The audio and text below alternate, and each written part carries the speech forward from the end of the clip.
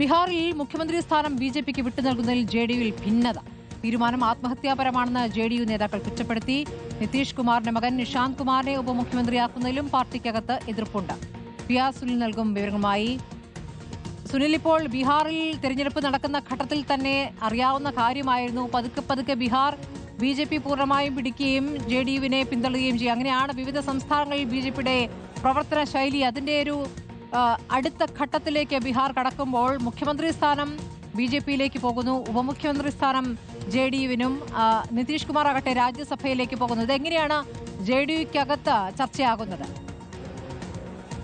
സ്മൃതി, തീർച്ചയായും ബീഹാറിൽ വലിയ രാഷ്ട്രീയ പ്രശ്നമായി ഇത് മാറുകയാണ്. ജെഡിയു ഏതായാലും ഇക്കാര്യത്തിൽ ശക്തമായ പ്രതിഷേധം ഉയർത്തിയിട്ടുണ്ട്. നിതീഷ് കുമാറിനെ മുഖ്യമന്ത്രി സ്ഥാനത്ത് നിന്ന് മാറ്റുന്നു എന്ന് മാത്രമല്ല, ജെഡിയുവിന് മുഖ്യമന്ത്രി സ്ഥാനം നഷ്ടമാകുന്നു എന്ന പ്രശ്നം കൂടിയുണ്ട്. ബീഹാറിലെ ഏറ്റവും വലിയ പാർട്ടിയായിരുന്നു ജെഡിയു എന്ന് പറയുന്നത്. എന്നാൽ ഇപ്പോൾ ബിജെപിക്ക് കീഴിലുള്ള ചെറിയ പാർട്ടിയായി ജെഡിയു മാറുന്ന സാഹചര്യമാണ്. കഴിഞ്ഞ നിയമസഭാ തെരഞ്ഞെടുപ്പിൽ ബിജെപിയും ജെഡിയും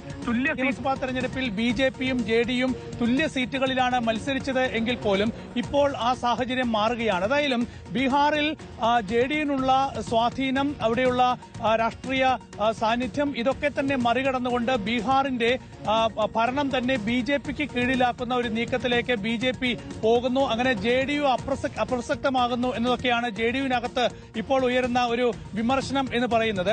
ഏതായാലും മുഖ്യമന്ത്രി സ്ഥാനം വിട്ടുകൊടുക്കുന്നതിനോട് ജെഡിയുവിൽ പല അംഗങ്ങൾക്കും യോജിപ്പില്ല. ഇപ്പോൾ നിതീഷ് കുമാറിന്റെ മകൻ നിഷാന്ത് എന്ന് പറയുന്ന മകൻ 21 വയസ്സുകാരനായ അദ്ദേഹത്തെ ഉപമുഖ്യമന്ത്രിയാക്കും എന്നൊക്കെയാണ് പറയുന്നത്. നമുക്കറിയാം, മഹാരാഷ്ട്രയിൽ സമാനമായ സാഹചര്യമായിരുന്നു.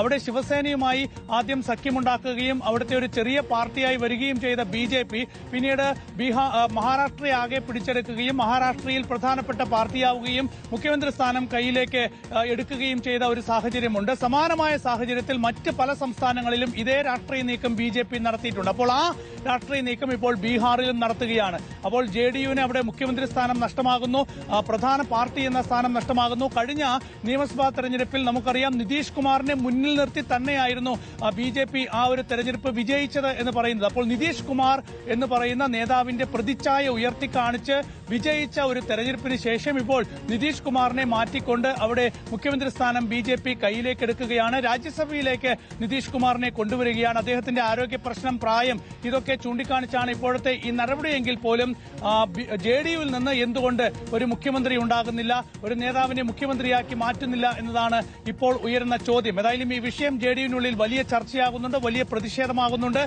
ബിജെപി അതെങ്ങനെ കൈകാര്യം ചെയ്യും എന്നറിയാൻ കാത്തിരിക്കാം. കേന്ദ്ര ആഭ്യന്തരമന്ത്രി അമിത്ഷാ പട്നയിലെത്തി ഈ വിഷയങ്ങളിൽ നേരിട്ട ചർച്ചകൾ നടത്തുന്ന ഒരു സാഹചര്യമൊക്കെ തന്നെയുണ്ട്. ഏതായാലും ജെഡിയുക്കകത്ത് ഇങ്ങനെയുള്ള വലിയ വിമർശനങ്ങൾ ഉയരുമ്പോൾ തീർച്ചയായും അത് വരും ദിവസങ്ങളിൽ വലിയ രാഷ്ട്രീയ വിവാദമായി മാറും എന്നുള്ള കാര്യത്തിൽ യാതൊരു സംശയവുമില്ല. അതേസമയം നിതീഷ് കുമാർ ഇപ്പോൾ രാജ്യസഭയിലേക്ക് നാമനിർദ്ദേശ പത്രിക നൽകിയിരിക്കുന്നു. ആ തെരഞ്ഞെടുപ്പിനെ നേരിടാൻ പോവുകയും ചെയ്യുന്ന സാഹചര്യമാണ്.